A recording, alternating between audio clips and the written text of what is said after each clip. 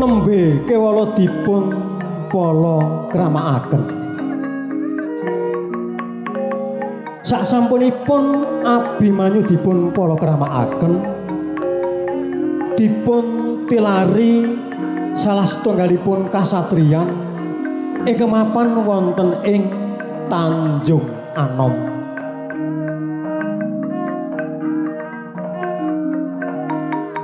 Abimanyu kagungan pamatur kaliyan ingkang Siwa. Bilih saestunipun Tanjung Anom menika badhe dipun dandosi mekaten. Andandosi wontenipun Tanjung Anom menika ananging kedah ngagem sarana. Wondene sarananipun ingkang sepisan kanthi wontenipun Wahyu Eka Jati ingkang angka kalih kadunungan Jamus Kalimasada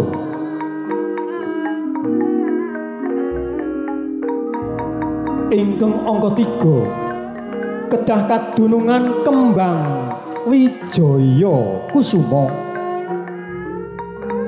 dene sarana ingkang angka 50 anggih wujudipun senjata negula kagunganipun Prabu Baladewa.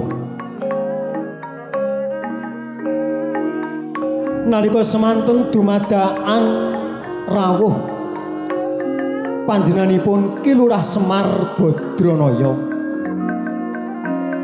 ngesti ngarah badhe ngampil Kembang Wijaya Kusuma.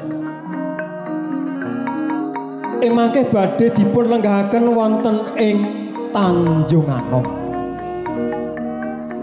Nalika semanten Prabu Baladewa Bathara Kresna menika sampun ngraita lan mangertosi saklebetipun penggalih. Ugi panjenenganipun boten sekeca manahipun. Ananging pamanggihipun Prabu Baladewa supados dipun ampilaken.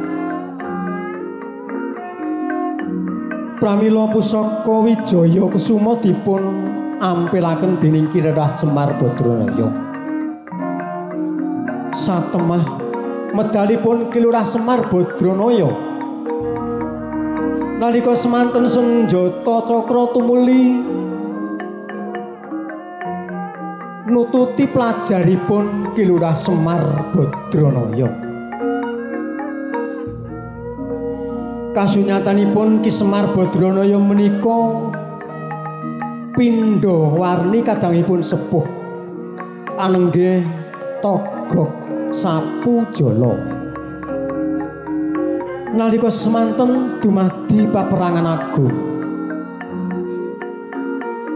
dumadakan Prabu Baladewa kaliyan Setyaki tumeli kapikut lan kacemplungaken ing kawah Candra Dimuka.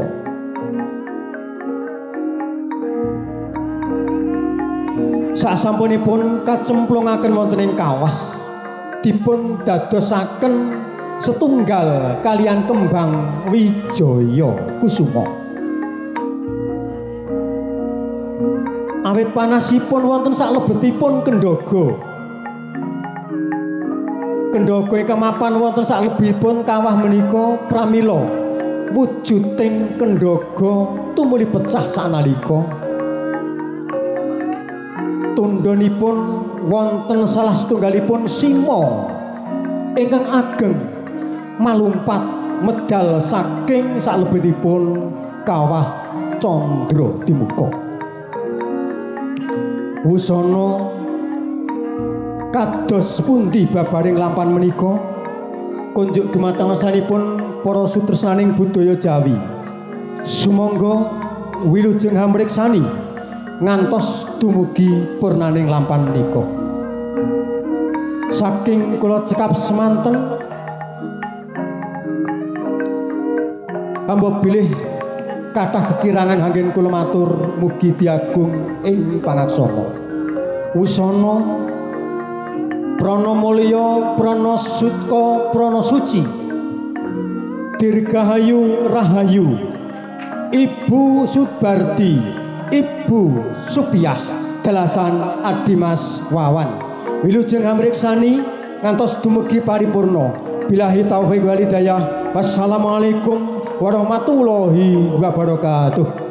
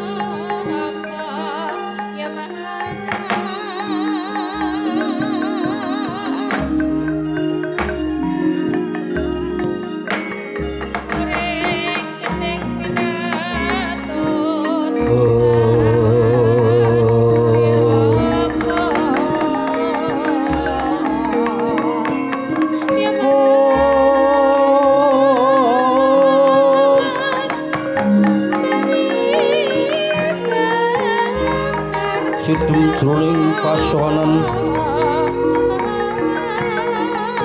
wadya gong tanpa sabawa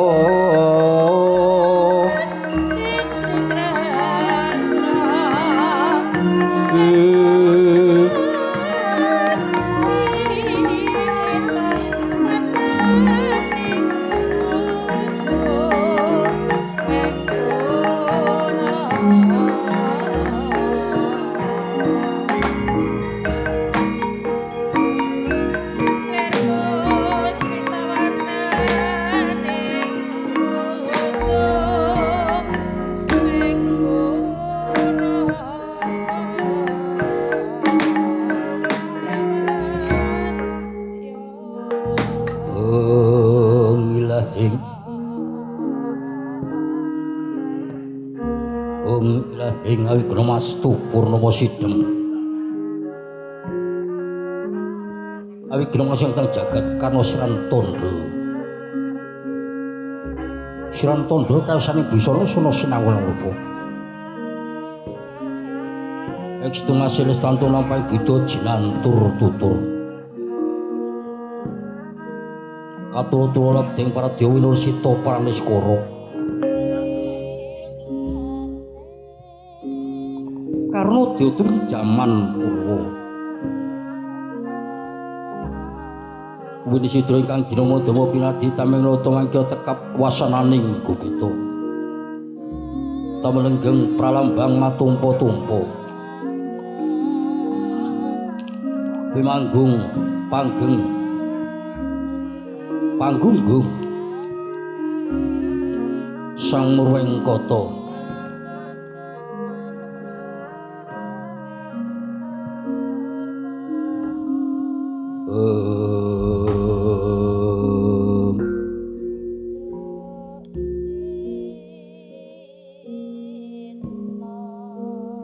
Anenggi samuring boten kang kakati Dasa Purwa Eka marang sawiji adri dasa 10 purwa kawitan senadyan upaya negari sewutan bisa ngantos dasa 100 tan bisa kali ingkang kineru bebukaning kandha pagelaran kratoning Ndorowati ya kraton Ndoraka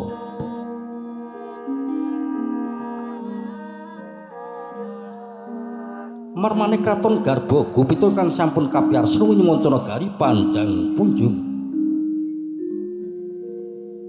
pasir bukir kemalipah Tata Karta Raharja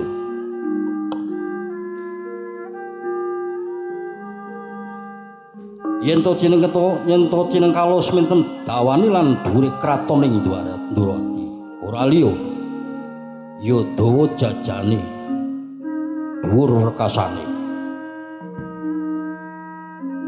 ya ageng obore ya dhuwur kukuse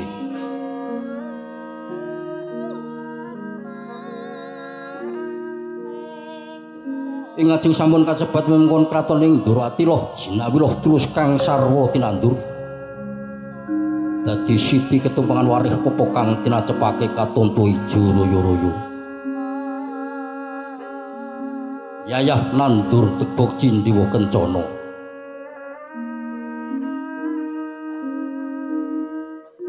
ingkang remen nguraja kaya bebek sapi kambangan sak panunggalane yen to siang mapan ing pangonanan sonten wangsul papanira dewi-dewi datana kang ngulataken wis mulut datana kang ana kang elok kelangan antut runtut ngangkat tentremaning praja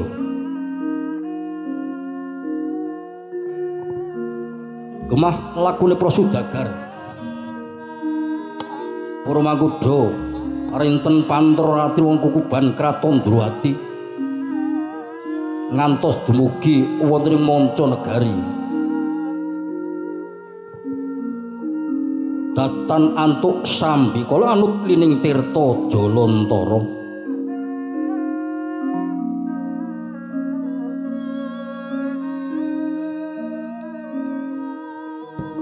mila saking kawentaning kratoning Ndorowati wiyayah negari liyan ingkang adoh mangklung kang cerak tumiyung kepraban kuasing praja kraton Indrawati.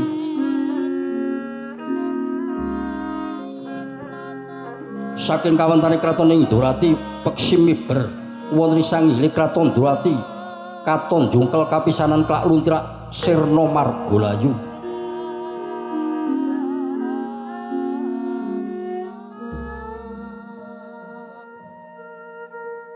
Pinunggel semanten mekanikan kang wis lenggah wonten ing dampar kencana inggih wenang den ucapno Jejruk Prabu Bathara Kresna ya Alimurti ya Srasra Sumpena ya Danardana ya Prabu Padmanaba.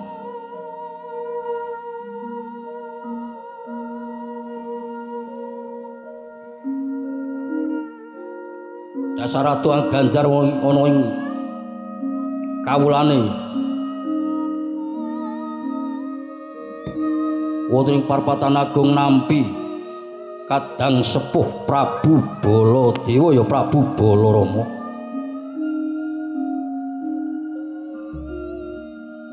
Ingkang kadherekaken ingkang putra Samba Wisnu Brata mangkaraken ingkang ngrayi garbaruci Raden Sencagi ya Raden Singa Mulangjaya.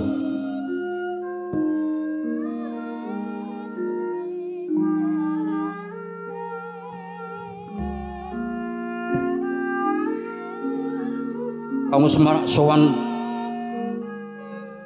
Patih Udawa Tuwin para Parpatan Agung para wadyabala ingkang sampun anangkil wonten Paseban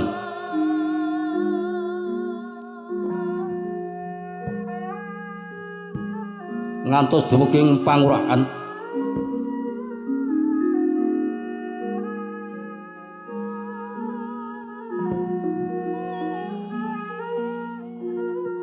saking asing para wadyabala amblabar dumugi wonten ing sajawining satinggil Binatur Kena.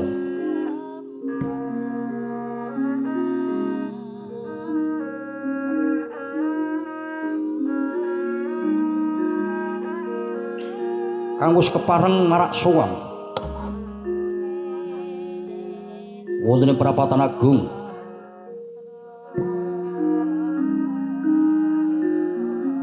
para lurah bekel ugi sampun wonten Prapatan Agung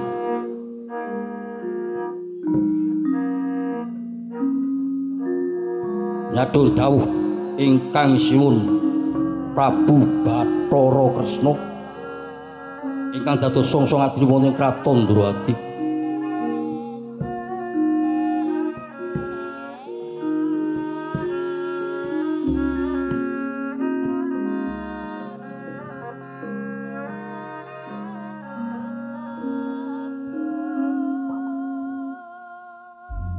Rikala semana wong agung ing Ndrawati arsa medhar sabda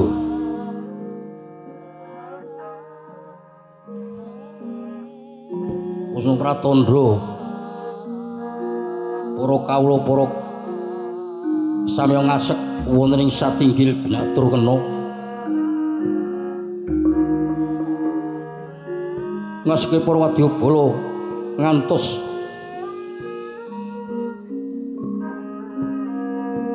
gerakan wonten ing satinggil Binatur Kena kanca ndodrok kanca maju kanca ndodrok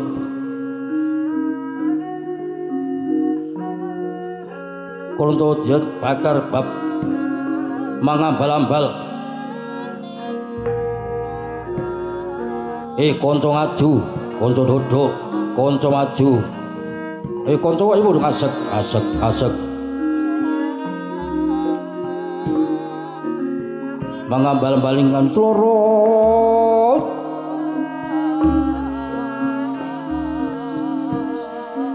kanca ayo kanca maju kanca dodo kanca ngasek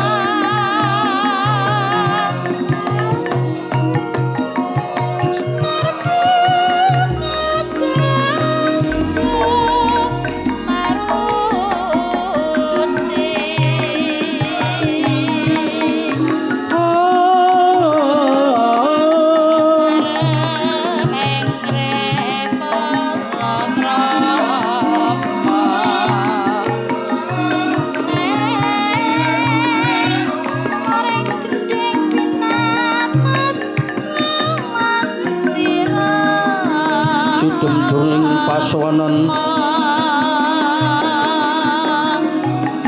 Wajagung tanpa sabawa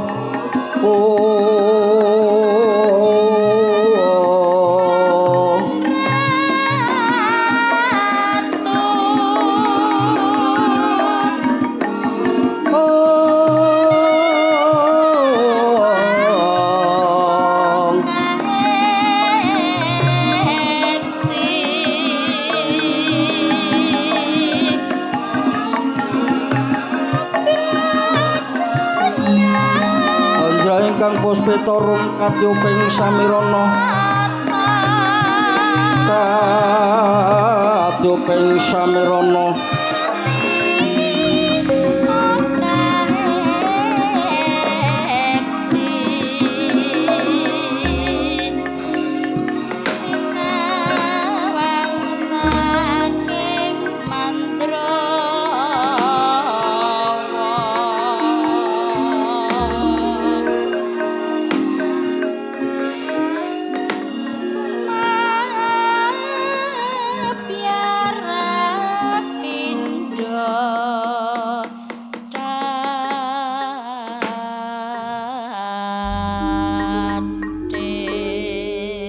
Sritinaning pasewakan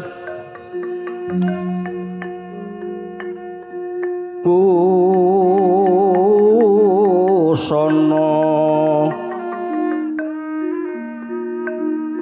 maneka warna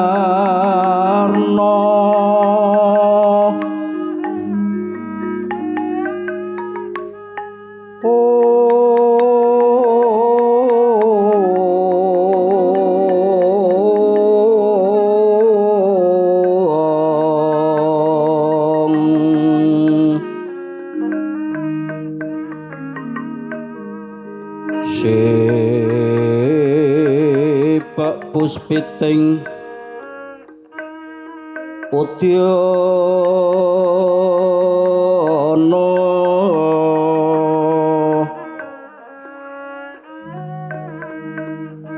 myang panjang sarwarukma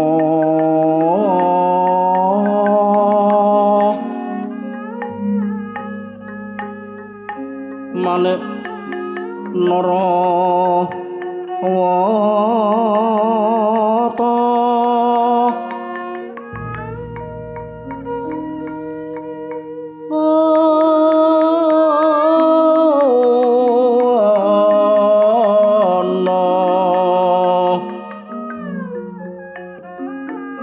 ubra prabanyo sumiret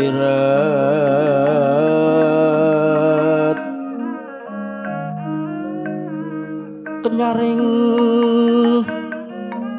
tejo liweran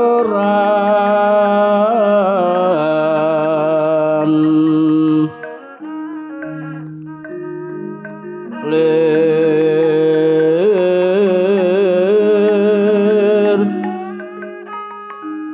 kilat sisiring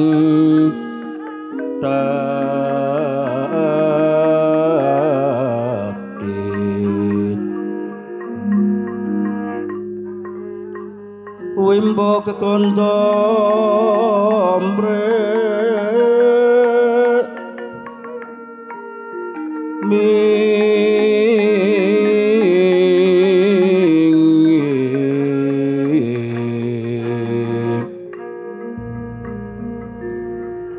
katiuping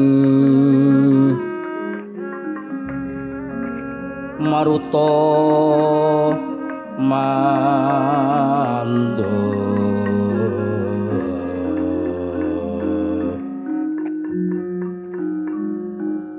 separan mangambar aku ngas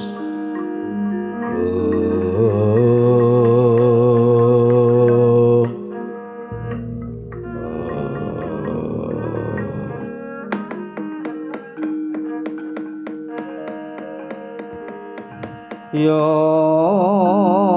tori sedeng kang siniwa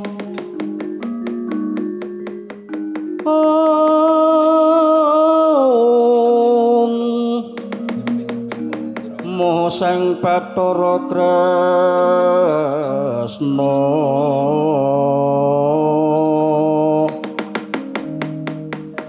pratisteng dampar kencana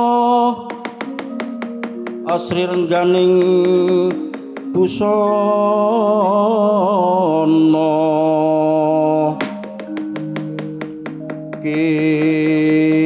kinontrang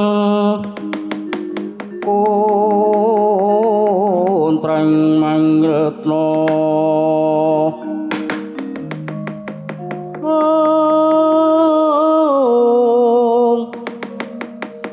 Yayang Wisnu Bathara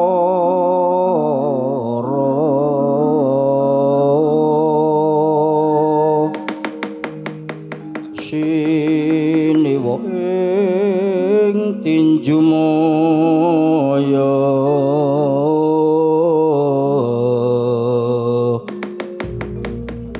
alon wedaring sabda Sri Naranata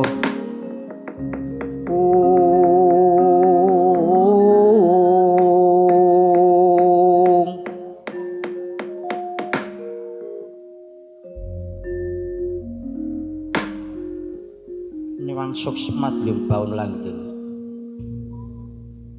Kakang Patih Udawa. Udun. Kadiparan pawartani Kakang Patih. Ingsun timbali ngadhep ana ing ngarsaning ingsun Kakang Patih Udawa.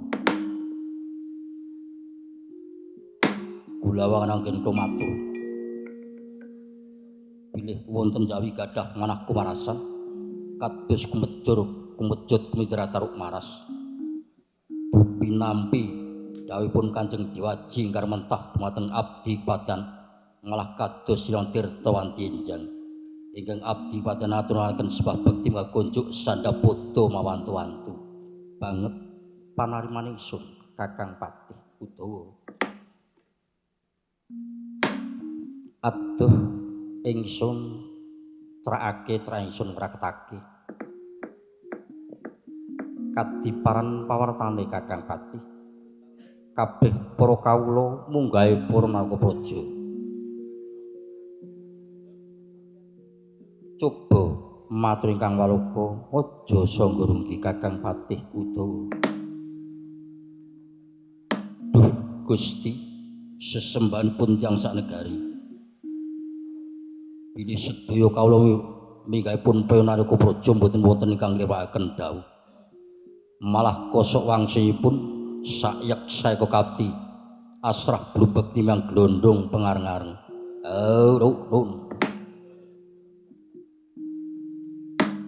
Aturina nuwun sektimah ananging ndadekake bombong menawi ingsun paripurnaning pepanggihan iki wratakna asring ingsun marang kawula munggahe Narkopraja Kakang Patih Udawa. Kados menapa bombong bingahing manah sedaya kawulanipun para Narkopraja dupi nampi asrinipun sesembahanipun mengkono Kakang Patih Udawa. Kaprayogakna lungguh Kakang Patih kados boten kirang prayogi malih. Koko Prabu ngantos karundhe wedal anggenipun ingkang rayi angatari rawuhipun Koko Prabu wonten satinggil binadur kena ingkang rayi ngaturaken perbagi panakrama Koko Prabu Baladewa. Jagat Dewa Bathara Yayi katedha kalingga murda Yayi atur pembagipun Kakang inggih ora ana alangan sawiji praptanipun Kakang inggih umpama ta kapun Kakang ki kadang tuwa tak tampa astune Yayi Kresna inggih aning pun Kakang kepernah kadang tuwa tak tampa kendra padha-padha ora ana alangan sawiji praptanipun Kakang ana satinggil binatur kena Yayi Bathara Kresna inggih yen mekaten kaprayoga nenganipun lenggah Koko Prabu kaya ora kurang prayoga Sombo lan Dimas Sencaki kula nuwun paring dawuh Kanjeng Dewaji Urun enggal ngaturna sungkem marang pepundhenmu ingkang nembe rawuh kula munggel pandhipun Kanjeng Dewaji wa ingkang putra ngaturaken sembah pangabekti wa tak tampa sombo pangatipun wa tampanana inggih kula tampi asta kekalih wa muga ndadekno jejimat ingkang rayi Garbaroji ngaturaken sembah pangabekti tak tampa Dimas Sencaki panjenengan Kakang tampanana kula tampi asta kalih muga dados daging kayuangan semanten iki kula ingkang abdi patihan ngaturaken sembah pangabekti tak tampa Kakang Patih Udawa panjenengan Kakang tampanana. Koko Prabu ngantos karundhen wekdal ugi ingkang rayi nyuwun pangapunten bilih ing natkala semanten ingkang rayi kumawantun atur nawala utusan dumateng Gandik sak kembaran. Supados Koko Prabu tedhak wontening satinggil benatur kena. Imkaten ingkang rayi badhe nyadong dukanipun Koko Prabu. Jagat Dewa Bathara. Sak gugute kolang-kaling jawut pinarsa Yai. Pun Kakang ora duwe pamikiran sing kaya mengkono. Inggih. Mung sing dadi kagetipun Kakang ki ana para gawe apa? Inggih. Umpama ta ana ing negara Ndwarawati ana pepeteng. Yayi Kresna luwih wicaksana tinimbangipun Kakang. Inggih. Umpama ana kraman Ndwarawati adiku Sencaki karo pun Kakang luwih lipet adiku Sencaki. Nek biyen aku isih nom iya, nek saiki wis ora iso. Inggih. Mboten bab-baban mekaten. Oh, dudu. Lah, bab apa? Coba diwedarke. Pun Kakang midhang taki. Inggih. Ngeten Ko Prabu. Bilih ing natkala kepanker, wulan kepengker, kula malakramaken ingkang putra pun Abimanyu. Ah iya. Aku ki yo diundang kon rewang nang kene. Bareng-bareng. Inggih. Ananging nyuwun pangapunten Ko Prabu. Bilih kala wangking putra kekalih muwun wonten ngajengan kula. Bocah loro manten anyar padha nangis. Inggih. Yayi Kresna kudu bisa ngerti dadi wong tuwa. Ana manten anyar ge arep padha mapan, Yayi Kresna wis bengak-bengok. Aja nganti kaya mengkono. Mboten kok ora. Lho, dudu.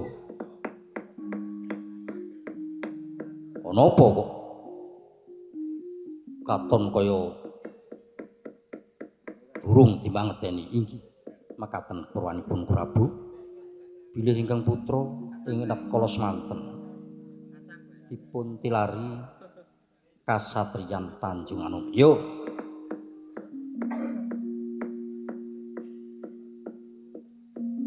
Separipunanipun ingkang putra menika badhe dipun mulyakaken. Oh, bakal didandani. Inggih.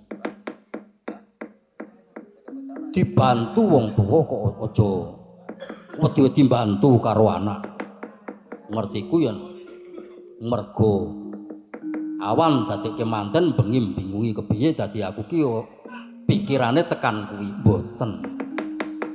Mboten belah duren. Oh. Kok tekan belah duren menika Kakang Patih Udawa ingkang matos. Oh, mengkono. Sepuh-sepuh menika sampun ngertos. Oh, mengkono. Inggih. Pekaten Ko Prabu. Biwih purwakanipun ingkang putra badhe mulyakaken kasatriyan Tanjung Anom. Wonten sambung rapetipun dhumateng Koko Prabu Baladewa. Ana sambung rapetipun pun Kakang. Inggih.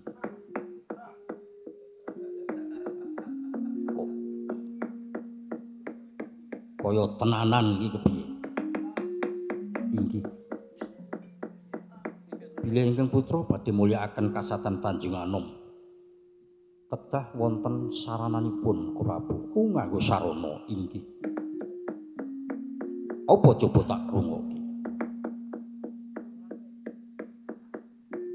Angka sepisan ingkang putra kedah kedunungan ingkang kasebat Wahyu Eko Jati. Yuk. Urut angka kalih. Tanjung Anom kedah dipun waosaken pusaka Jamus Kalimasada. Yuk. Urut angka 3. Tanjung Anom kedah dipun lenggahi kembang ingkang dipun lenggahaken wonten ing Tanjung Anom. Oh, kagungane inggih ingkang pungkasan Prabu Sunjata Negara kedah dipun lenggahaken wonten ing Tanjung Anom. Ing kados mengaten Prabu, monggo bobot timbang awon saenipun Koko Prabu Baladewa.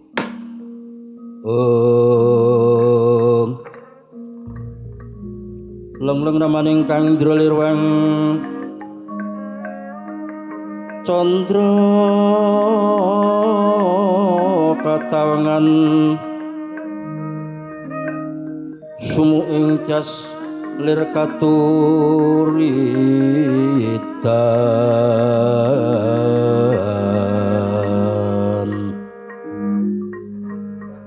limut kabyataning rucit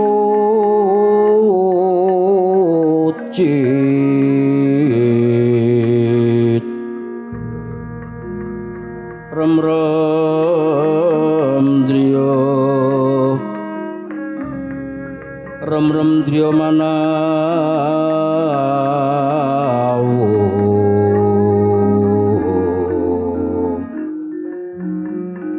keguwing yang wisesa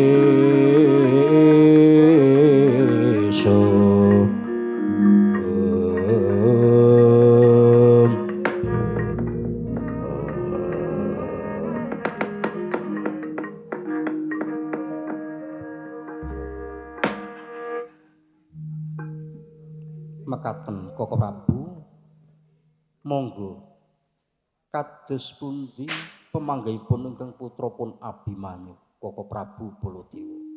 Lah jagat dewa Bathara. Yai kula Prabu. Wis ngerti apa durung? Kudu nganggo sanepa yen to Abimanyu bakal moyake kasantyan Tanjung Anom kok kudu nganggo nampa wahyu. Inggih. Kuwi kanugrahane Jawata kang linangkung. Nggih. Dadi wong sing bisa nglungguhi kaya ngono kuwi wong sing oleh wahyu saka Gusti Kang Murbeng dumadi Jawata ingkang linangkung. Inggih. Tanjung Anom kudu dilenggahi Jamus Kalimasada. Kuwi dudu buku tontonan, dudu koran, nanging sapa ngerti isine Jamus Kalimasada, ngerti urip kang dadi urip kang sampurna, ya ngerti urip kuwi kudu kepiye, sejatine urip kang kudu kepiye. Kembang Wijaya Kusuma. Kembang wis ngarani Wijaya Unggul, Kusuma Trahing Kusuma. Inggih. Mula sing gedungan wahyu ki wong Trah Kusuma. Inggih. Ora kaya putraku wis tak ugung-ugung. Wis tak bombong-bombong. Anak Baladewa kok senenganmu jatil.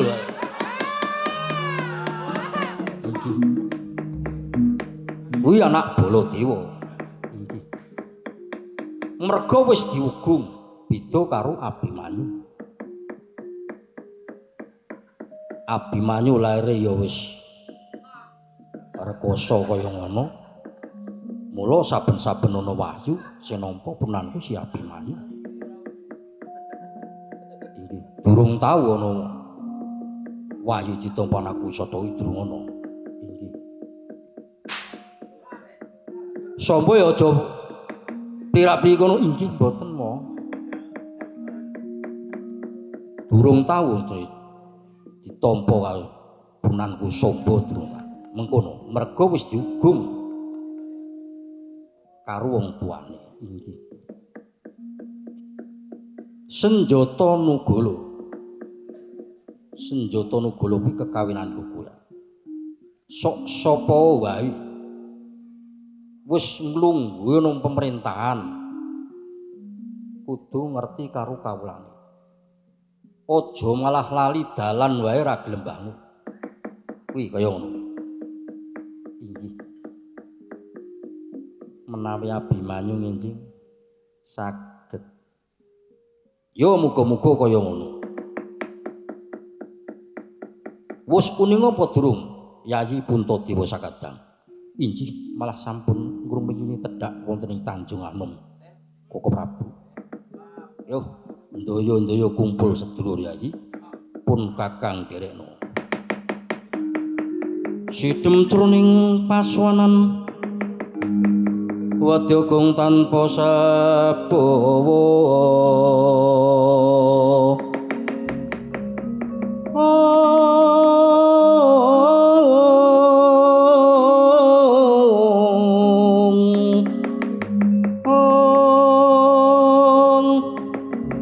Kepraban Sang Nalendra Tama mangon kenengan lir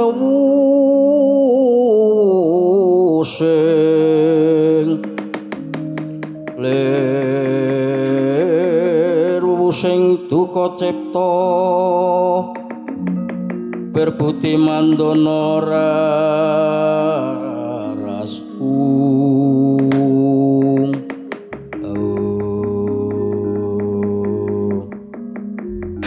Tanggya teka mangkon dereng purna ganimbal pangatulung agung Indratri Pandurat Triwilangan Tru Pandurat pangandikan dereng kawetaling lesan kaya negara kungganing parang muka. Dasar manungsa ora sepi jobaning jawata. Sinten kang wantun mek wis satinggil binatur kena ora kayata Kirurah Semar Badranaya. Repepeh kaya munggah wis satinggil binatur. Ana daya.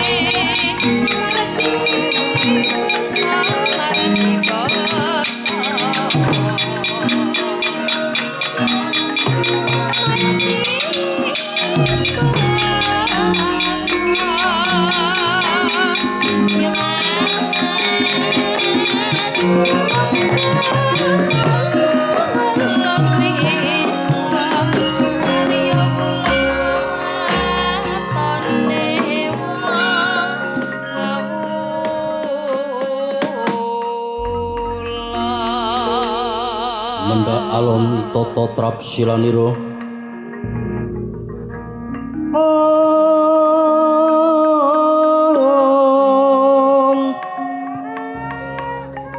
putaning sang Naranata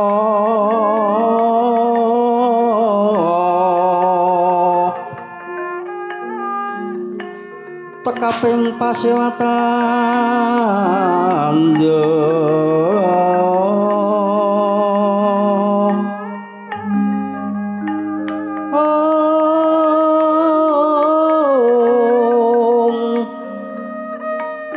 tanono kang kuciwa raras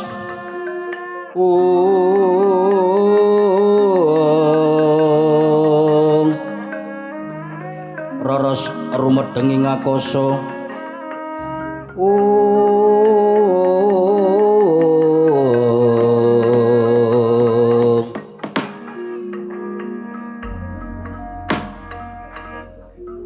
yen ora samaring pandulu kaya Kakang Semar Badranaya kang nembe rawuh.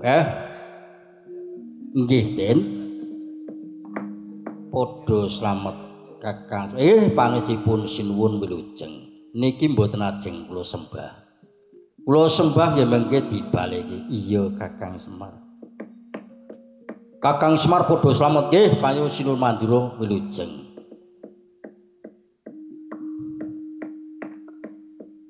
Kaki Semar padha sam nggih wilujeng Gus. Kakang Semar padha pengipun wilujeng.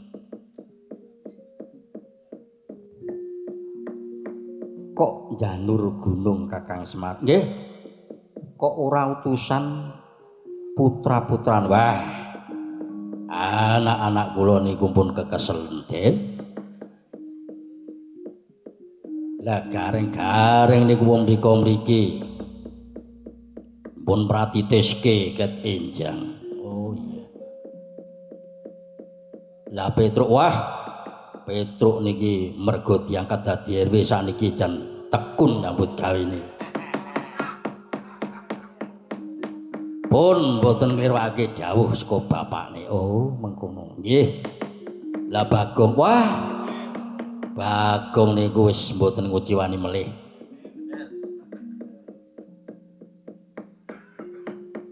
Resik-resik wis pirang-pirang dina cukup. Bagong menika. Niki. Oh, mengkono. Nggih. Lah, ana para gawe apa Kakang Semar? Niki ngeten. Sinuwun. Waleh-waleh menapa kula niku pemomong ning mboten bisa momong niku ya kula niki. Wong momong ning ora iso ngomong nggih kula. Iya. Momongan kula menika badhe ndandosi kasatriyan Den. Menika wonten-wonten mawon wonten ing Tanjung Anom. Mengkono Kakang Semar. Nggih. Enjing grah sonten pejah. Sonten grah enjing pejah. Kathah wanudya menika do kelangan prawane. Niki. Ngaten menika, Den. Menika Tanjung Anom badhe dipun bangun momongan kula wonten-wonten kemawon. Iya Kakang Semar. Miderek saking wangsit. Wangsit nggih, wangsit. Tanjung Anom badhe tata tentrem menika kedah wonten pusaka Jamus Kalimasada. Iya. Ugi kembang Wijaya Kusuma kedah dipun lenggawaken wonten ing Tanjung Anom. Mengkono Kakang Semar. Nggih. Mila ngeten, Den. Mbok bilih dipun keparengaken pusaka badhe kula ampil kula lenggahken wonten ing Tanjung Anom. Supados mangke tata titi tentrem, Den. Kakang Semar. Kula.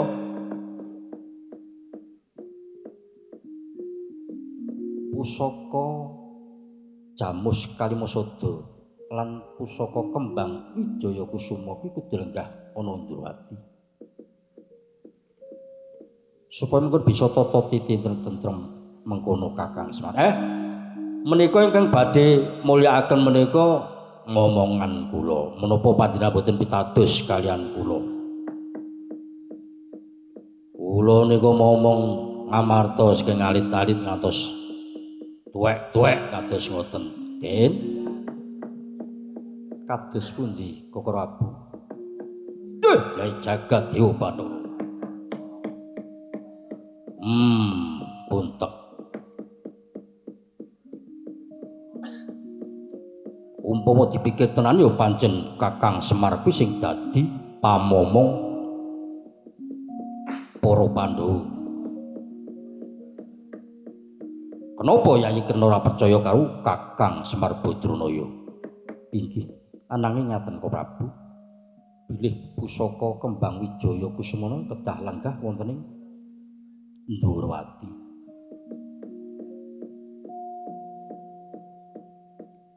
Imbuk bilih menika badhe tedhak wonten ing Tanjung Anom kedah kula ingkang ngasta wonten ing Tanjung Anom. Niki ngeten Den. Supados ing samangke menika tata titi tentrem sedaya kawanipun sedaya ingkang nyambut damel menika kedah dipun lenggahaken wonten ing Tanjung Anom rumiyin. Niku wangsitipun para winasis ningaten menika Den. Inggih. Kados pundi Kokoro Abu? Diparingke.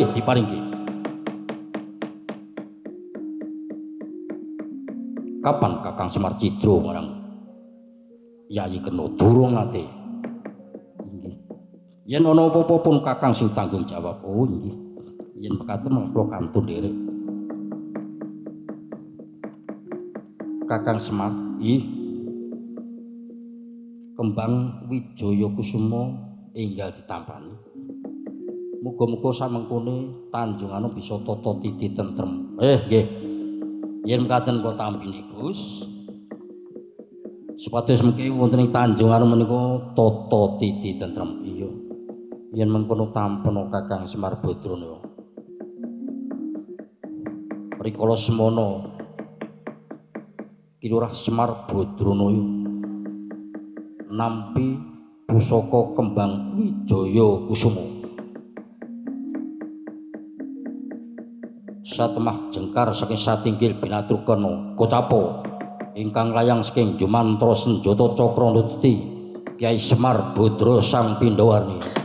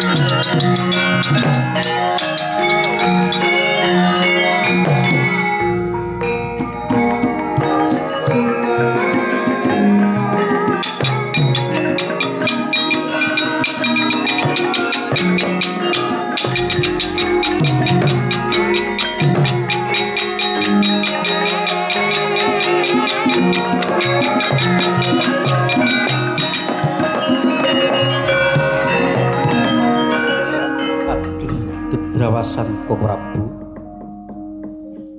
Kakang Semar nampi kembang Wijaya Kusuma senjata cakra nututi pelajaripun Kilurah Semar Badranaya. Ya ora mokal merga kuwi wis sambung karo pusaka Wijaya Kusuma. Inggih ananging mengatakan Kok Prabu bilih senjata cakra menika njagi katentremanipun wonten negari Ndhurawati. Ing mbok bilih menika medal menika wonten talik sandipaya. Duka yayasin wipi kumedhot padoning lati.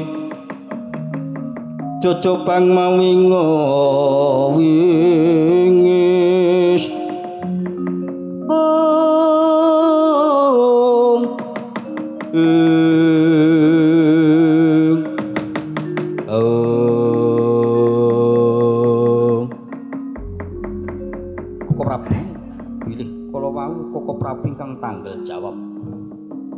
calipun pusaka kembang Wijaya Kusuma. Yai Jagadewa Bathara. Iki kriwikan dadi grojogan Yayi. Pun Kakang tanggung jawab nang iku Yayi Krena kudu bisa neliti sing permati. Inggih. Ananging Koko Prabu ingkang tanggel jawab. Pun Kakang Prasoba Yayi. Pun Kakang ora pati-pati ketemu yang durung bisa bareng karo pusaka Wijaya Kusuma.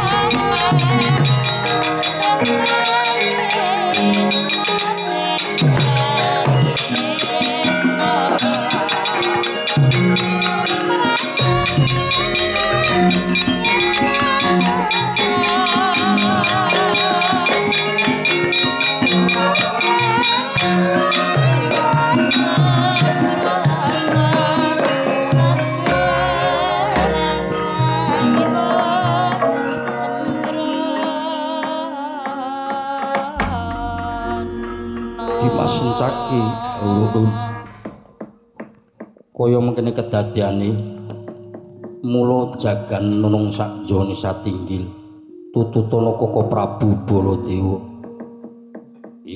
Yen mekaten mawon nyadong panjenenganipun Kanjeng Dewaji Kakang Patih Udawa. Aja dikangelan enggal tututana Koko Prabu.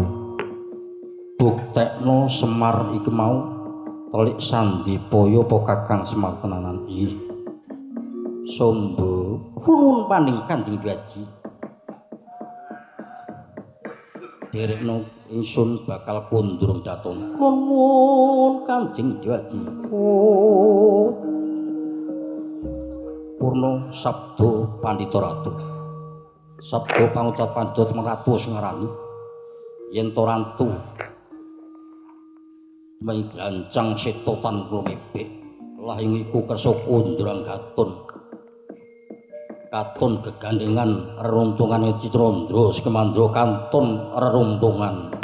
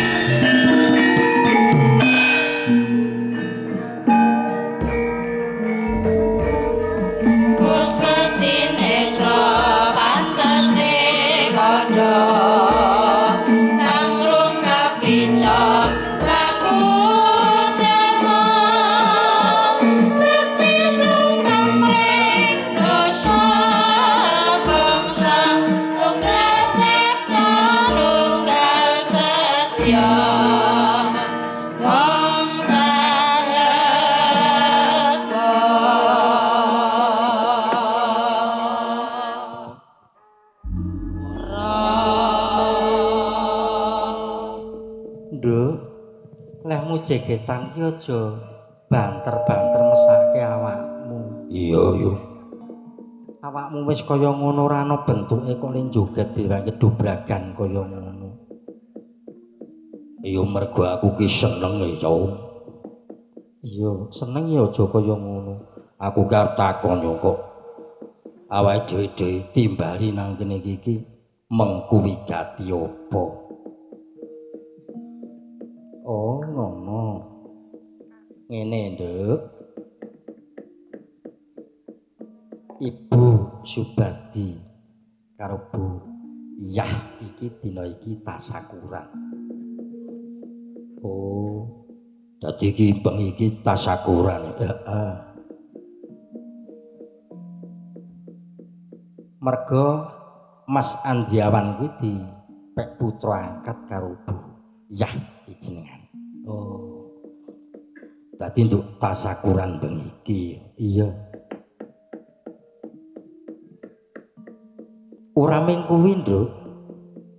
Bengi iki ya ambal warsa Mas Andiawan. Ingkang kaping 41. Ya, muga-muga ayo Nduk dijaluk sesuwun nang Gusti Kamurbing Dumadi, muga-muga Mas Wawan lan Ibu Bati Abuyah diparingi kesehatan. Iya, iya. Diparingi rejeki sing akeh. Umur kang sing kanggo manfaat kanggo wong akeh ya, Nduk. Ya iya, iya. Mula wingi-wingi aku ki nganti bingung ya. Anapa? Aku ya mesake pas nang omah ki ya udan deres. Kuwi wae kleru leklonu nang tanggoku. Oh. Ana nggone sapa ae nang sebelah to. Ah iya yo.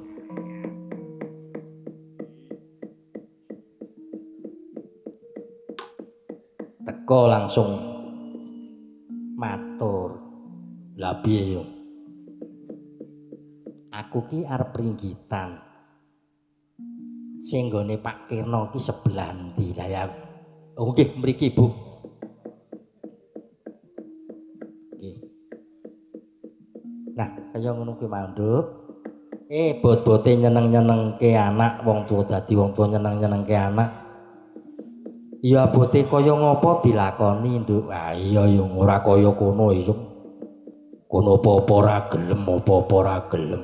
Ya aja ngono, aku ki wis tak rewangi niba nangi. Gandeng wingi-wingi iki ya, Nduk. Pesene Ibu Badiah kuwi wingi kon Mbak Niken Salindri. Nanging kok ya ora ndabet. Mula bengi iki panjenenganipun Bapak Waluya. Ya ngatur geng panuwun, Nduk. Wis para kadang, para panawung kreja. Wis ket awan diwangi udan-udan nyengkuyung. Apa sing dikarepke Mas Andriawan lan Ibu Bati lan Buyah. Muga-muga kabeh kalangsanan kanthi apik. Sumulur ana ing warga masyarakat Candi Mbon Agung kene ya, Nduk. Sisuk le wayangan ora mung iki tok, lebar iki wayangan terus. Wong dasare ya ana Pak Lurah. Anggarane Pak Lurah ngenjing disiapaken. Ya aja ngono ya. Ya ora apa-apa. Iki karo iklan. Iki ngene, Nduk, disengkuyung. Panipun kadang-kadang saking wates Ngayogyakarta. Menika ingkang tinanggenah panipun Bapak Keli. Ingkang wingking-wingking kula menika ingkang panjak menika wah ampun dalang-dalang sedanten. Mula ngatik ngajeng menika wani karo wani wis mburine wong dalang kabeh.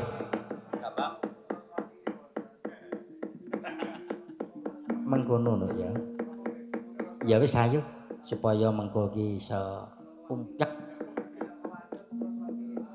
Iso gayeng iki sindene ya nom-nom. Iku badhe raja mesa-mesem merga wis keturutan sindene nom-nom. Niki Ibu sampun kula betakaken ingkang nem-nem.